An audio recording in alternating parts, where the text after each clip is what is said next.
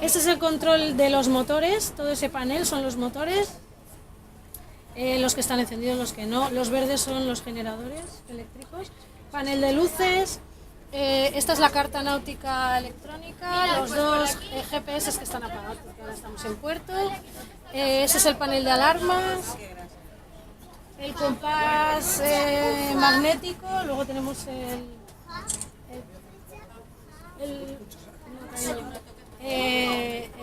girocompás